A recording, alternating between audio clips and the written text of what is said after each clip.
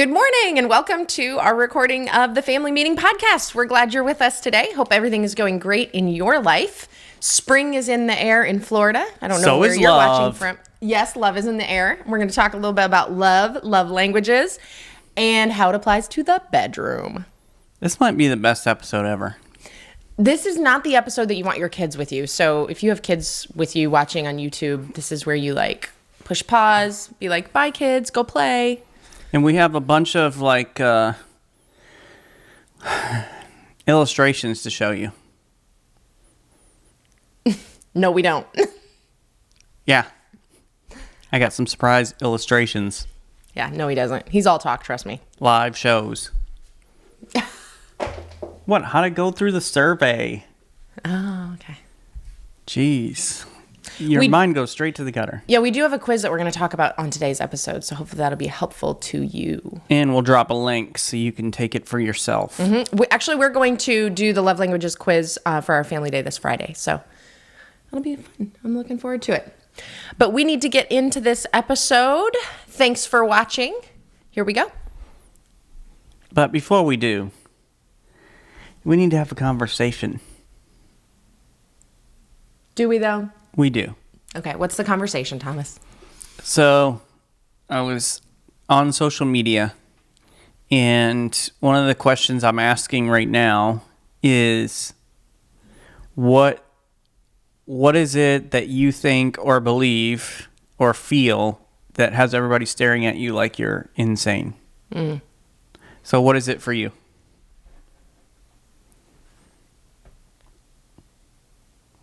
Where everybody just thinks, oh, this woman's crazy. Murder, She Wrote is the best episode ever. Best show ever. Yeah, that's definitely insane. That's old lady stuff. Every time I tell someone that I love Murder, She Wrote, the answer is always the same. The response is always the same.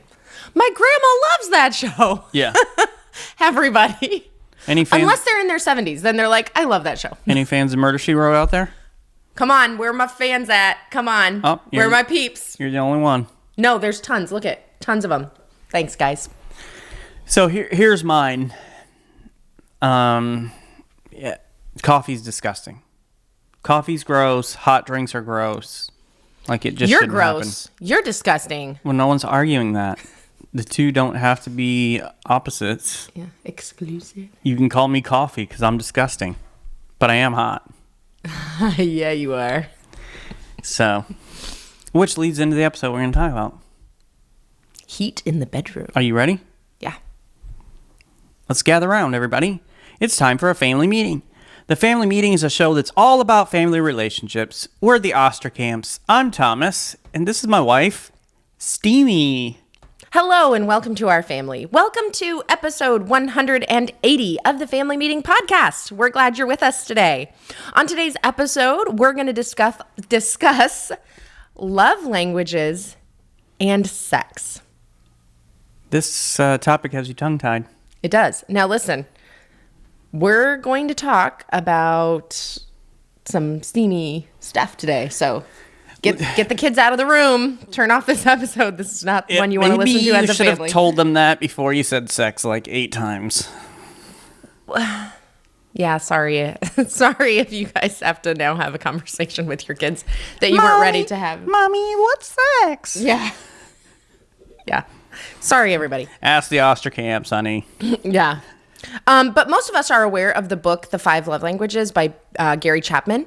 But today we're going to focus and talk about the 5 love languages during sex. Okay?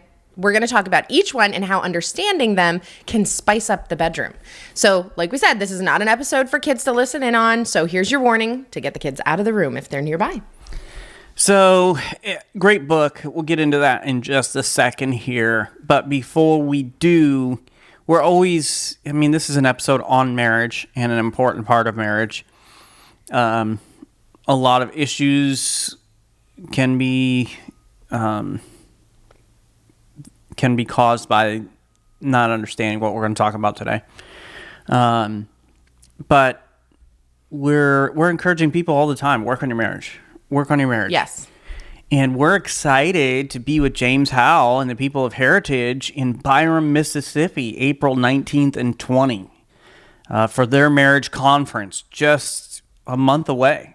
Wow, I'm excited. It's going to be here soon, just over a month, and there is still time to register for that. And so you look us up on social media. We'll have that link there for you. Let's see. Maybe I can look it up real quick so you can have the website in case you're listening and you're able to just type it in. Okay. So here it is. hbcbyram.com. That's BYRAM.com. HBC stands for Heritage Baptist Church. So hbcbyram.com/marriage-conference. Awesome. And you can get registered for that event. All of our friends in the southeastern area, we'd love to see you there. Yes, we would. It'd be a great time of encouragement, great time to get away with your spouse and just work on your marriage. Mm-hmm. A strong marriage is an important foundation in your family life. So it affects your kids. It affects everything. So yeah, and we love these marriage conferences for ourselves as well. I mean, we really work on our own marriage when we go into these conferences, and there's always something to work on. Always. Like, we've been married almost 21 years, and we talk about marriage and write on marriage for a living. And you know what? We still have stuff we got to work on. We still have stuff we need to iron out. And we're always changing and growing, and we want to grow together. We want to grow in Christ. Well, and it just reminds me about the conversation we're going to have today about love languages in the bedroom. It stemmed from one of the conversations we were just having about the love languages and who we are. And I wonder how that translates. Mm-hmm. Like, do the love languages translate into that aspect of a relationship? And we'll kind of share with you our thoughts about that. But that's where this conversation comes from, was just a conversation we had while we're working on our own marriage. Mm-hmm.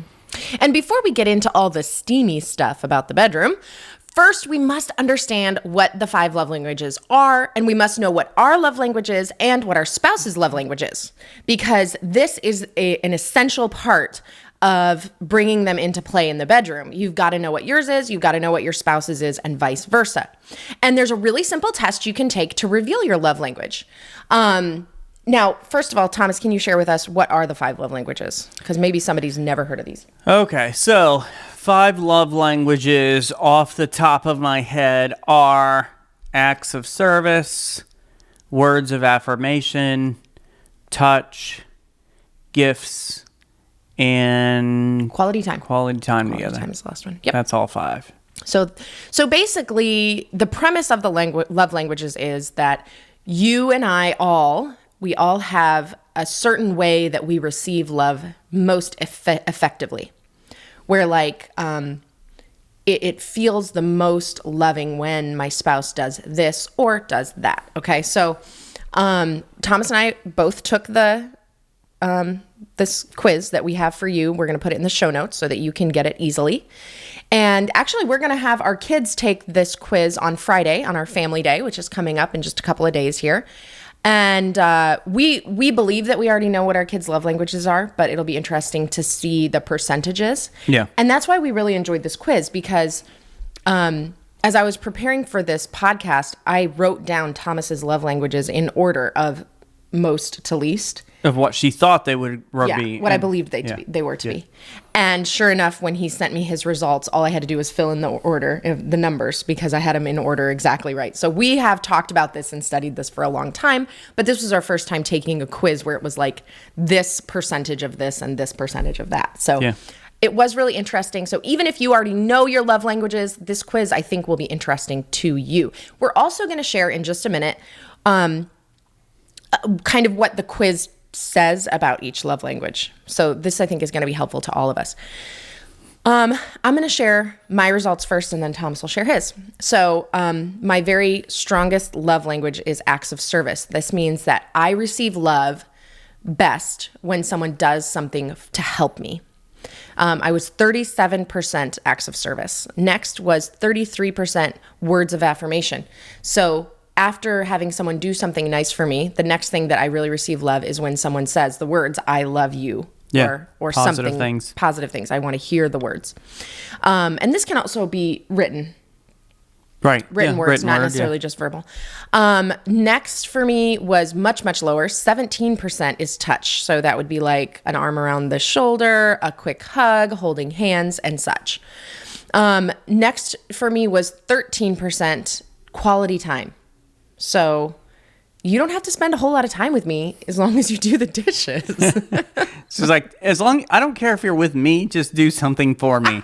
That's how I feel love. Yes, yes. And then 0 for me was gifts. And I think I maybe answered incorrectly a little bit because I like it when you give me a nice, thoughtful gift, but just not anywhere near as much as the other things. So that's why I ended up with a 0 on gifts. Yeah. Okay. Tell us about you, babe. So my results were much, much different than hers. Touch was my top one, and time was a close second.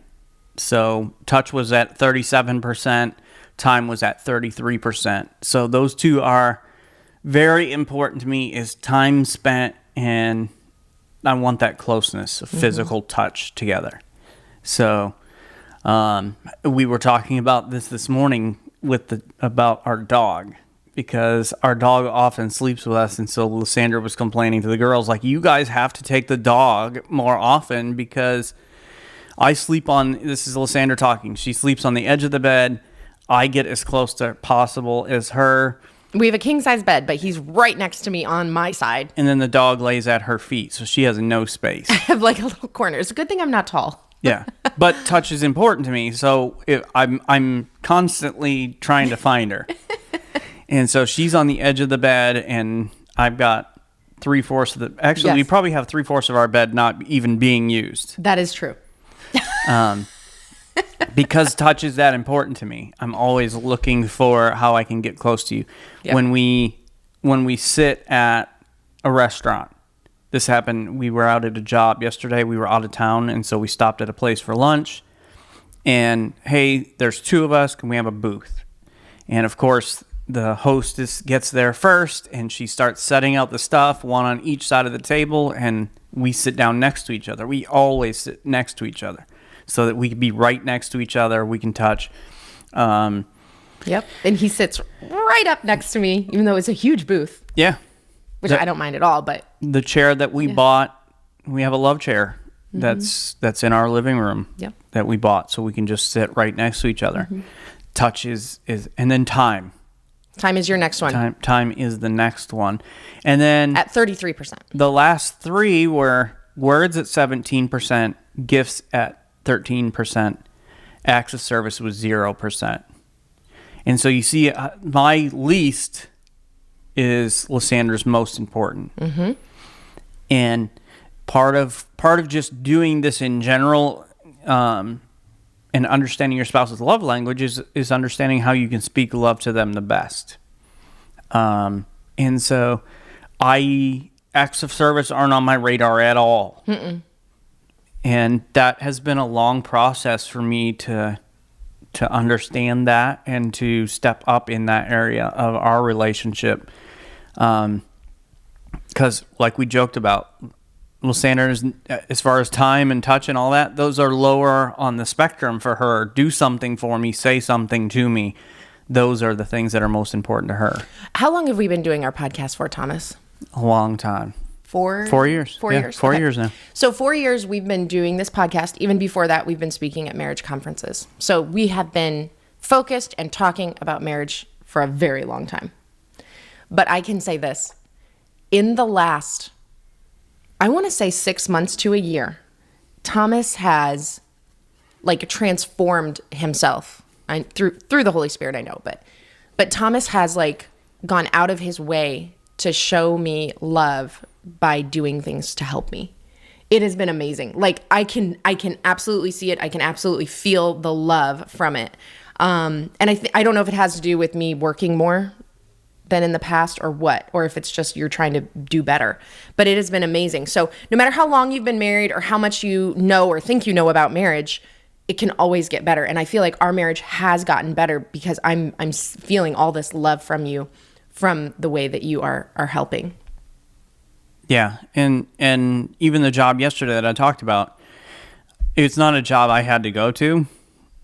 Like I didn't have to go to that job. Right. I just chose to go to be a help to you and to show you love. I got to spend some time with you, which is high on my priority list. So it was a win-win all the way around. Yeah, we both won, but it was great. It was great. So, but let's talk a little bit about each one of these languages before we dive into the bedroom aspect and how it might relate there. So the link for the test is going to be in the show notes.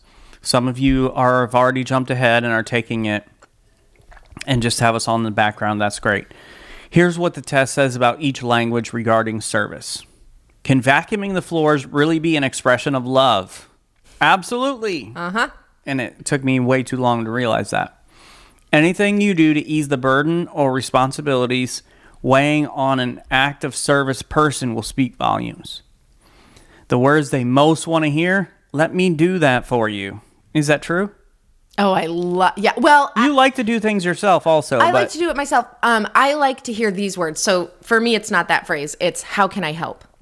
Okay. How can I help is like, oh, really? Oh, here, you can do this. Yeah. So laziness, broken commitments, and making more work for them tell speakers of this love language their feelings don't matter. And finding ways to serve speaks volumes to the recipient of these acts. This like verbalizes the way I feel, and I would never be able to put that into words as beautifully and eloquently as they did. So that's why we had to just take it right from the test, because it was so spot on. Yeah. And it kind of helped me a little bit, because part of, like, I've known for a while now that acts of service are something that are very important to you, but I always felt like you enjoy the doing of the stuff. Yeah. Yeah. So I'm like, you enjoy it, I don't. You like work. So why would I not just let you work? I love you. Go ahead. Take care of it. And I don't know how you ever came up with that thought process. That doesn't make any sense at all. Like, you love work. I've created work for you. You're welcome. Yeah. It doesn't translate that way. No, I guess it's different than a lot of other things, because there are things I absolutely enjoy that I would just not give anybody else to do. And if I could just keep doing that, that'd be great. Right. No, I want to work together. Or have you do things that free up my time so I can work on things that are really important to me. Gotcha. Yeah. Okay. So maybe your love language is words of affirmation. So let's hear what they have to say about words of affirmation on this quiz. Actions don't always speak louder than words. If this is your love language, unsolicited compliments mean the world to you. Hearing the words, I love you, is important. Hearing the reasons behind that love sends your spirit skyward. Insults can leave you shattered and are not easily forgotten. Kind, encouraging, positive words are truly life-giving. So really think about that if that is your spouse's love language, or if it's your own. It's good to understand yourself as well. And this is true. I like how it says unsolicited compliments, because if you're only giving your spouse compliments when you're getting ready to head into the bedroom, it's not going to be meaningful, because you're going to feel like, oh, it's just because of that. Or if your spouse has to say, how do I look? And then you answer, it's not as meaningful as if they would just tell you, you look beautiful, or you look really handsome. Look at all those muscles, or whatever you may want to say to them. And this is one area where we're at opposite ends again. Opposites attract, right? So we're totally opposite in this as well. Whereas the words are so important for Lysandra, but they're not important to me. And you talk about how the opposite of that, where they talk about insults can leave you shattered and aren't easily forgotten. That has been something I've had to keep in mind. The power of the words that I have and its effect on Lysandra. She can say just about anything to me and it doesn't bother me, because words are not that important to me as far as what you say to me. And so, once again, trying to understand each other. Yeah, and this also comes into play with Thomas's sense of humor, because he loves to joke around, kid around, flirt, and everything. But he had to learn very early on, I think even before we got married, that he could not joke about certain things because the weight of his words were too heavy for me to bear. And so that's something to think about too in terms of humor. Let me mention also, if you receive love most most easily, most powerfully through words, then you're naturally going to feel like you can be most loving to your spouse through words. It's just natural for you to say kind things to them, to do. So like if it's acts of service, then you are most likely going to do acts of service for your spouse to show them that you love them. Because the way that we receive love is the way that we tend to give love. But it doesn't always translate. So you've got to think about that as well. Remember that just because I tell Thomas he's handsome and I love him, that might not be as powerful to him as if I were to come and give him a back rub. So always be thinking about this on both sides of the coin. Well, it's just liken it to any language. That's why it's called love languages. So Lysandra doesn't speak French. No, I do not. Now, if I went on and on about how much I loved her and appreciate her in French, she doesn't understand any of that. Now, she would like the accent and she'd like all that, right? Yeah. Oh, yeah. Why couldn't you be French? Yeah. So we're not going to talk about languages that she wouldn't like or whatever. But it doesn't mean a lot to her. She doesn't understand what I'm saying. It just isn't computing. And that's the importance of understanding your own, but also understanding your spouse's so that you could speak to them. My wife speaks English. You know, she don't speak Klingon. So if I went on in Klingon, and there are people that can. Yes, there are. That doesn't mean anything to her. Mm-hmm. So speaking that right love language. Now, one of the love languages is physical touch, which is my most important. And it's not all about the bedroom, because some people think, oh, physical touch, it's just sex and that's it. Right. No, there's far more to it than that. It's somebody with this love language as their primary is very touchy, hugs, pats on the back, holding hands, thoughtful touches on the arm, shoulder, face. And so I don't know that there's a time I ever walk past Lysandra wherever we are and don't somehow make contact with her. Yeah, always. One way or another. Probably most often it's on her rear end. I'll smack her in the rear end. Yeah. Which she doesn't care for at church, but but it doesn't stop you. It still happens. So, but physical presence and accessibility are crucial. Accessibility. While neglect or abuse can be unforgivable and destructive. So, if somebody's love languages is physical touch and they're in a relationship with somebody who's physically abusive, like that takes a lot of toll on them, above and beyond what that sort of abusive relationship would anyway. And of course, we always encourage people to get out of that environment. And it's similar in a verbally abusive situation to somebody who speaks words, right? Or whose love languages are words. It's just so much more damaging. Physical touch fosters a sense of security and belonging in any relationship. Okay, so that's a little bit on touch. Now, what about quality time? This is another one that is very high on Thomas's list. This was your number one. So quality time. No, wasn't was number I? one. It's touch. Touch, then time. Touch is one, Sorry. and then time. Yeah. Time was his second. Okay. So nothing says I love you like full, undivided attention. Man, that's hard for me to give you. I want to touch for a long time. Yeah. I mean, yes.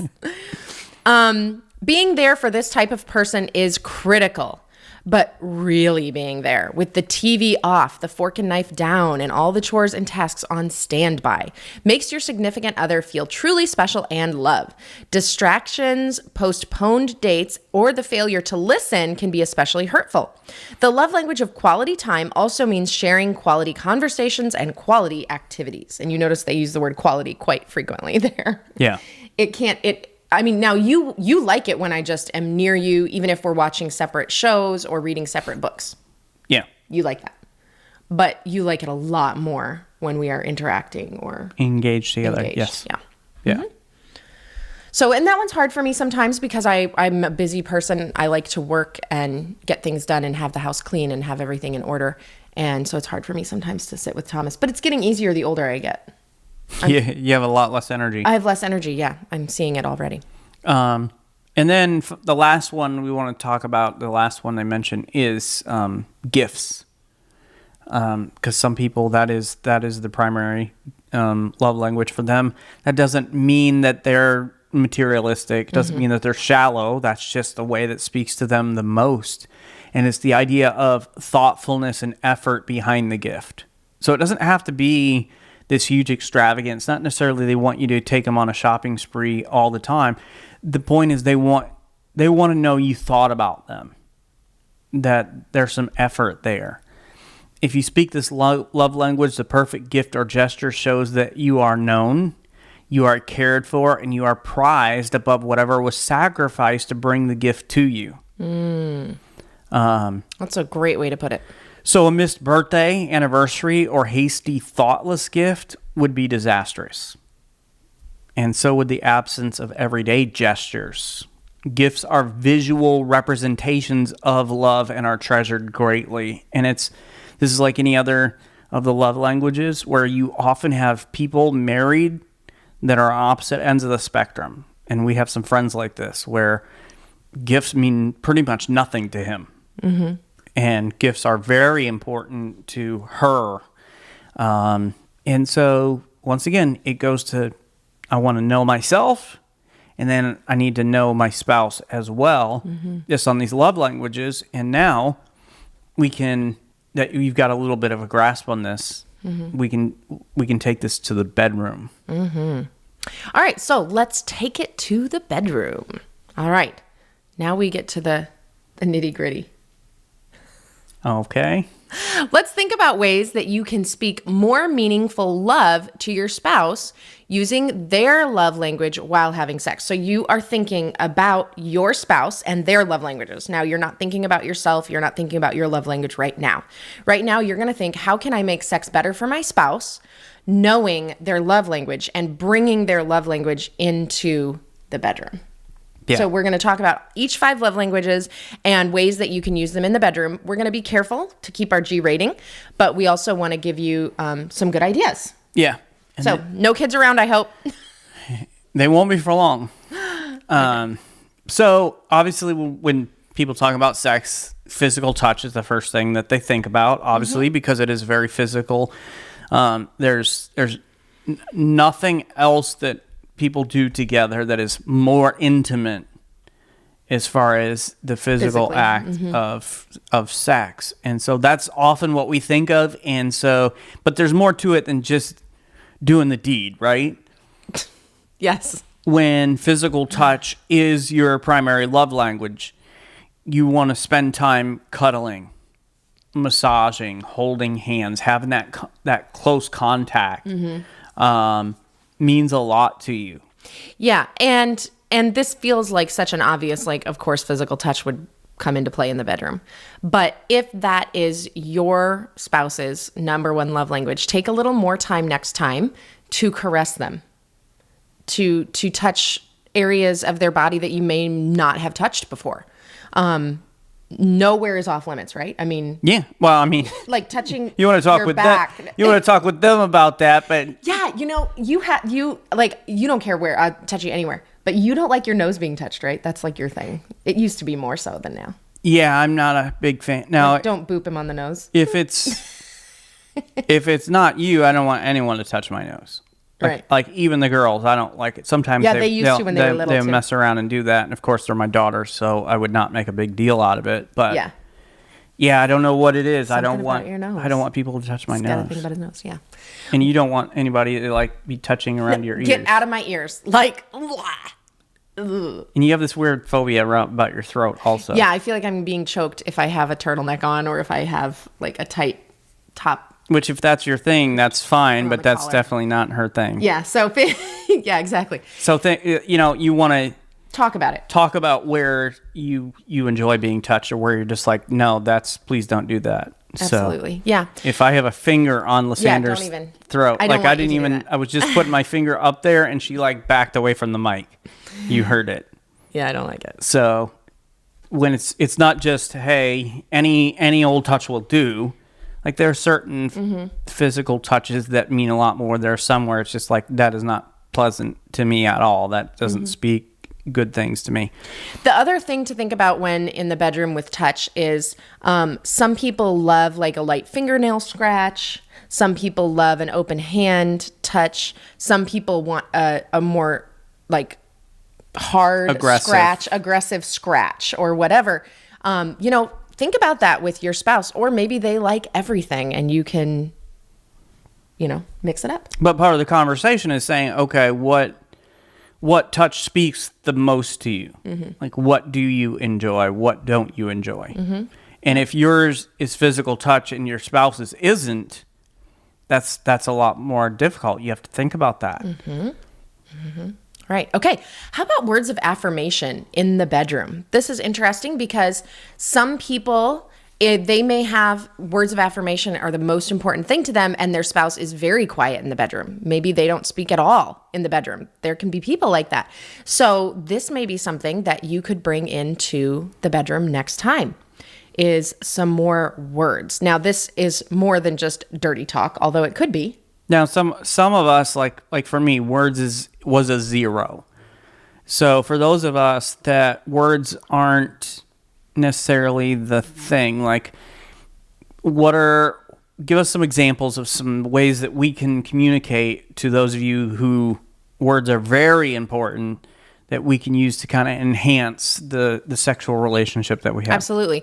So certainly words about physical aspects of the spouse who cares the most or who feels most deeply with words. So things like, you are sexy, and here, like specifically naming the things that are sexy about that person, talking about it. Okay, gotcha. And the more detail, the better. Okay. Yes, of course the words I love you are very important, but in the bedroom, they're going to want to hear I want you. And so don't be afraid to praise them or compliment them. So this could be talking about what they do in the bedroom, or just anything about them in general. It could be about their body or anything like that. This is probably not the time to be like, you have a good personality. Yeah, definitely. No, that's not. That's not it. You might not want to say that. But I don't think you ever want to say that to anybody, because the way that our society has taken that to mean you're ugly. If you have a good personality, you must be ugly. Yeah. So don't ever tell them they have a good personality. No. But yeah, learning the specifics. Yeah, I love you, or I love this about you, and being really specific, or saying things like, wow, you're so good at that. If you say that in the bedroom to a person who cares about words, they're going to do that a lot. Yeah. So just something to think about. Well, although we're not talking about manipulating. No, but and here's a conversation we had, and sometimes it comes out in the way that I joke as well, because words are a 0 to me, right? And so I would say things like "I love you," and Lysandra is like, "No, I don't want to hear I love you right now." Yeah, I'm like, I know you love me. I'm very, very secure in your love for me. Like, I want to know you lust after me, and have specific things like that you like about me and my body and in this moment. And so there are times where I'm like, I don't love you right now. Yeah, he's like, I do not love you at all. I do not love you at all right now. I'm like, oh, say more. Just lust after you. That's it. That's the only thing I want from you right now. Because Thomas is so loving. He's so very loving. And I do say I love you all the time, but you're like, okay, this is not the time I want to hear that. Mm-hmm. That's communication, though. You got to have it. Another thing you can say is thank you for a great time. Afterwards, talk about how good it was. Talk about what you liked and compliment them for what they did in the bedroom, and talk about that. Okay. So it's verbalizing, just whatever it may be. Hopefully, you're already thinking these things. Hopefully, you gotta say them. So don't just put a quarter on the nightstand. Use some words. Yeah. Never put a quarter on a nightstand. Oh. Never. 50-cent piece. Get out of here. Should we move on, babe? I think we better before you get hurt, because I'm about to hurt you. Okay. All right. Acts of service. Yeah. What could this be? Okay, so honey? I'm gonna. Thanks for that, by the way. Because I am probably the least mature person here. And he's trying so hard to be mature. Well, and and be respectful. Okay. So, this is actually something, considering that acts of service is not high on my list of things.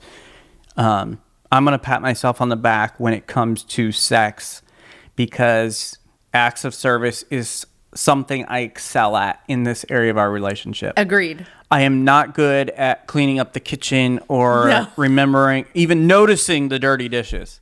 Right. I've gotten better about things like putting my dirty clothes in the laundry and those sorts of things. Yeah, you always do. But I would never think to clean the floors or to dust the fans. No.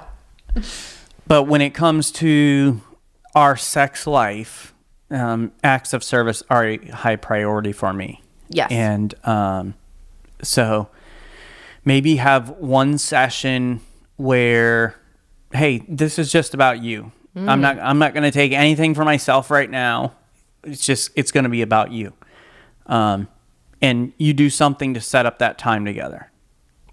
What about this? Do a chore for them to create time for sex. Right? Especially I like that. if your spouse is busy. Hey, making sure that you can do some of the extra work, or maybe, hey, they work hard and they're tired all the time. So what can I do to make sure you have a little bit of energy saved up for me? But just focusing in, as far as actually sex, is just focusing in on pleasing them. Yep. Doing what you can do to make sure that they get what they need out of that physical relationship. And not having it be about you. So I know, especially there are a lot of guys, it is kind of the thought out there that guys, when it gets to the bedroom, are just so selfish and so self-centered and so self-focused. And I think a lot of the obviously there's medical things, and ladies have a lot of emotional and things running through their mind. We've talked about this on other podcast episodes where it can be even hard for them to focus. And guys, we can focus like that. All you got to do is look at me with that glimmer in your eye, and I know what that means. And so I'm focused, right? So, but we need to have like a focus on our partner and making sure that, hey, we please them. And if you focus on them, give them the attention, and you're not doing it because you want something for yourself, that goes a long way in helping your partner be able to focus. All right. And then maybe you could ask them this question here. What one thing would they like you to do during sex? So what is something that you really enjoy? And it may not be what I necessarily enjoy. It may not be the first top thing on my list, but their answer may surprise you. But once again, it's like there's things around the house that I just don't enjoy doing. But if I can be a help to her, it shows her love, then I need to be willing to step up and do that. And the same is true in the bedroom. Now, you are having sex, so it's like, even whatever it is, like, still pretty good, right? I mean, you still can enjoy it. So just be thinking about that other person. That's right. Okay. Quality time. I really should not be the one to talk about this. I think it's funny that you got this one because for Lysandra, she enjoys sex, right? She loves it, but she wants to have sex and just be done. Like, okay, I got a bunch of stuff to do. Yeah. I've got what I need out of it. All right, let's move on to other things. I'm an efficient lovemaker. Yeah. Efficiency speaks volumes. So quality time is actually something that I've had to work on to not rush Thomas, because his number one, right? Oh my goodness. Now I'm all mixed up. Quality time is so important to him. 2. His quality time is touch and time. Yes. Thank you. I want sex and I want it to last a long time. Exactly. And I'm like, oh. So this is something that I have to work at, is to just relax and enjoy the entire process, no matter how long it takes, and just enjoy it. So what is quality time in the bedroom? Being totally present. Okay. Yeah. Now, this can be hard for us women because we're thinking about the grocery list. We're thinking about, don't forget, after this, I have to switch the laundry to the dryer or else it's Thinking about all those chores. I mean, we can't help And it. you just want to get this chore over. Sometimes, no. But that's the thing is I mean, even if hopefully your sex life is good enough where you enjoy sex no matter what, like that's where we're at in our sex life. We've had 20 years of practice to perfect it. And both of us always enjoy a sex session. Yeah. Always. However, there are times when he wants it to last a lot longer than I do. And so being totally present is important, and just slowing down. Don't just do, sometimes sex can become like a map where you're like, okay, I know that if I take this turn and if I go this far on this direction and then I take a left turn, then I'm going to get from A to Z as quick as possible and we can move on with our lives and it's going to be great, but it's going to be quick. A to Z? A to Z. Oh, I thought it was A to O. Nice. But listen, slow down. You don't have to take the same route every time. Take the scenic route. Take the scenic route. That's what I'm saying. And enjoy it. Like, go ahead and just play around and have some fun. This might mean making time for it, like carving out a little more time, or letting go of other stuff that you feel is important to you, as in chores around the house or appointments or whatever. If you have to, lose a little sleep and make more time for this. If you make more time for your spouse who feels quality time is very important, you're going to speak volumes of love for them in the bedroom. Well, and if it's the opposite, right? If it's, okay, we can have sex, but I only have 15 minutes. Which there are some times where that's legit it. Like, right. And hey, 15 minutes is what I get. I'll take it. I'll take it every time. But if it's always I've got to get on to the next thing, yeah, what you're doing is you're telling your spouse that whatever the next thing is more important to me than you are. Right. And so taking that time to be with them and show them love in this area of your relationship. And you're showing them there's nothing else in the world more important than you. I'm not rushing for anything or anyone. I'm all here for you. And, being totally present, also getting rid of distractions can help with that. So maybe there is something that distracts you. Like your phone, maybe your phone pinging. Yep. Or something, and you may have to just leave the phone in the bathroom. Yep. Get rid of any distractions that would prevent you from being fully and totally there for your spouse. Some people love romantic music and sexy music but maybe that's a distraction for you. If it is, then maybe you need to get rid of that, or a TV show, or turn off the TV, or whatever you need to do to get rid of distractions. Or maybe it's your kids in the house. Yes. And there are some people that literally, if their kids are anywhere in the house, it's just too much of a distraction. Mm-hmm. They cannot. Right. And so part of that is showing the quality time is, hey, I'm gonna get the kids out of the house. They're gonna be with the sitter or whoever else, or they're going over to their friend's house. They got volleyball practice. Mm-hmm. So, but it's no understanding what your distractions are and getting rid of them for letting your spouse know that, hey, time with you is important. And make sure that you're not implying that your mind is somewhere else. Don't be talking about the grocery list or the leftovers that you have to eat so they don't go rotten tonight. Like that's not sexy talk. It is not. But not for most people. Yeah. But think about ways that you can make the time together more quality and maybe longer. Go ahead and spend a longer amount of time. And this may speak volumes to your spouse if typically you're in a rush to say, I'm not rushing, babe. We got all night. Yeah. Take your time. They may be like, what? Okay. So do that for your spouse. Give them some quality time, especially if this is one of their top love languages. And who knows, that may have the opposite effect of it may make things go a little faster. That's true. Good. So last one is gifts. And, you think about, we those of you that are into gifts, it's thoughtful, it's meaningful, all those sorts of things that they talked about. And the same is true in this area as well. So maybe you're going to surprise them with a little gift before you start. Okay. So not necessarily during. This is before. Right. And so it could be maybe some chocolate. That, hey, they really like chocolate, and so you're getting some chocolates. Now, you don't want to be getting them chocolates like every time you want sex. Yeah, that starts to change the meaning behind the gift. Right. But suddenly it's like a quarter on the nightstand. Exactly. Yeah. Oh man, there's chocolates on my nightstand again. Here we go. What you do is you buy a little bag of Dove chocolates, individually wrapped. Okay. You give them one beforehand. Okay.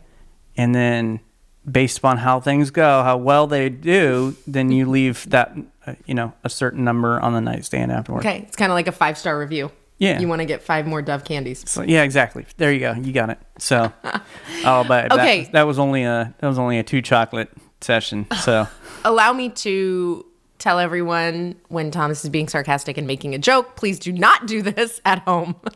If you try it, I want to know about it, and just let me know how it goes. Thomas is an instigator. He likes other people to get in trouble and then see what happens. So don't always listen to him.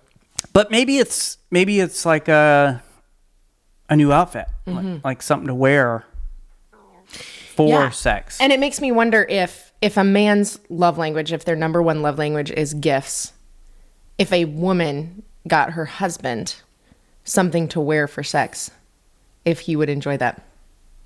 I'm not sure. I would more enjoy, like, the gift for me would be you buying something for yourself, sexy. Oh, and wearing it for you. Yeah, and then like surprising me coming out wearing that.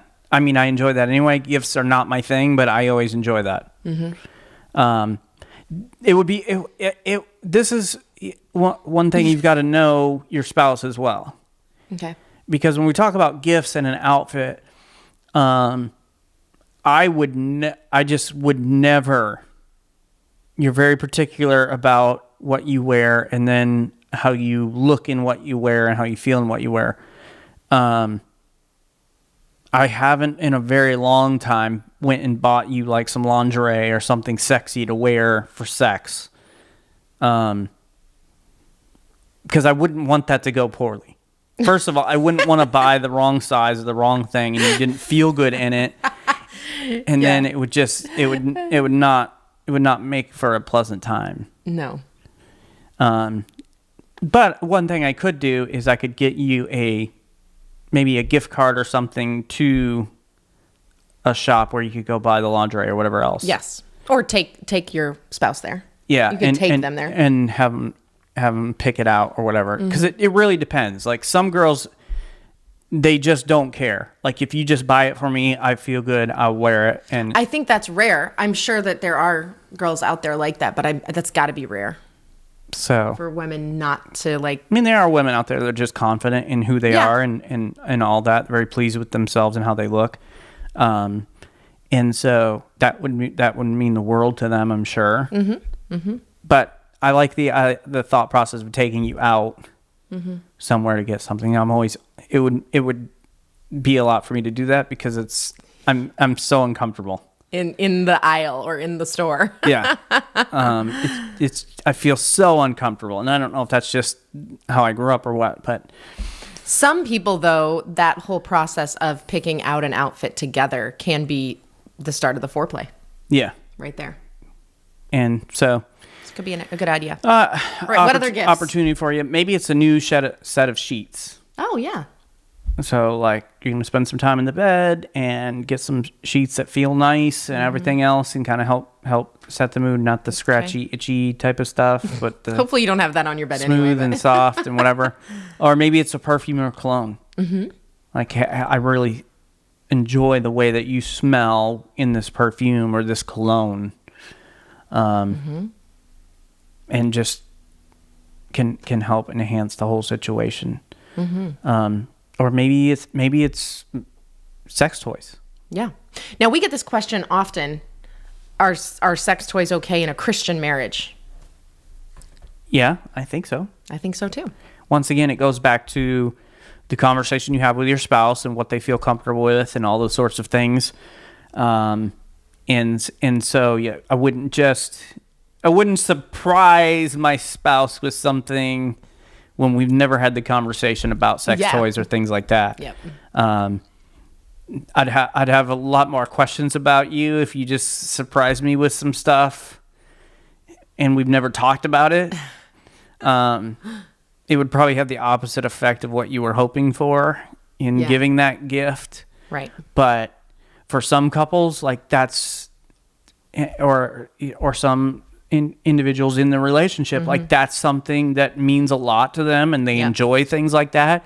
And so if that's what they enjoy and that's the gift you give them, that speaks volumes.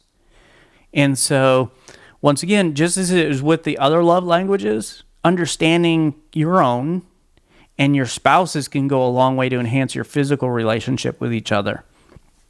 And so you think about what is the most important love languages to them, and then what are ways that I can implement that into our physical relationship. And when you can put those two things together, it just takes your sex life to another level. It takes your intimacy to a lot more closer, and it will probably make it so that both you and your spouse want to have sex more than you do right now. I agree. I think it'll be great. So you've got to start, though, by finding out what your love languages are and taking the quiz so that you know even the percentage of the love languages. And then you can begin to really speak that language in the bedroom. And so here's the family meeting tonight. It's just going to be the two of you. Your kids don't want to be around for this conversation. No, they do not. And you don't really want them around for it. I hope so. not. You're going to have a love languages conversation if you haven't already. Like if you don't know what your spouse's love languages are, or you not really certain what yours are, okay, like we said, the link is in the show notes so you can take the quiz for yourself. But once you have those results, then you're having a conversation tonight about your sex life and how that relates there. So if it is words for you, okay, what kind of talk is important to you? Maybe it is dirty talk, or maybe that's not your thing, but I want to hear you verbalize how you feel about me, the way that I look and all those sorts of things, or what it is that I'm doing that makes you happy in that moment. And so you're having a conversation about that, whether it is acts of service or gifts or time. Like you're just having a conversation for how you can implement these love languages into your own physical relationship. And it may be some of the things that we talked about. It may be something that we didn't talk about.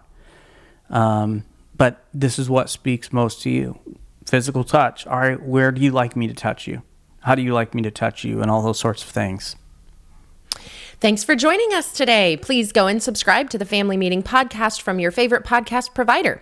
And if you found this information helpful, please share this episode on social media and invite your friends and family to listen in with you. To find more content and information Lysandra and I provide, you can go to our website, familymeeting.org, or email us at info@familymeeting.org.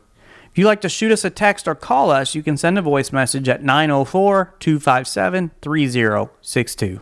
And we want to invite you to join us for our next family meeting as we talk about the very first stage of parenting, the newborn stage. Well, and here's the thing. You get the love languages at sex right, you could end up at this stage. That's right. This is just the logical process. Progression. Yeah.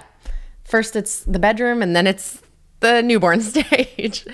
So we're going to talk babies next week. I'm really excited. We love babies. We do. I like other people's babies at this stage of my life. Yes. Thanks for joining us today for this family meeting. Have a spicy week, everybody. This meeting is adjourned. Yeah. What's your love language? Do you know it? We want to hear what your percentages are too. So put them in the comments so that we can interact with you. All right. With that, we'll see you next time.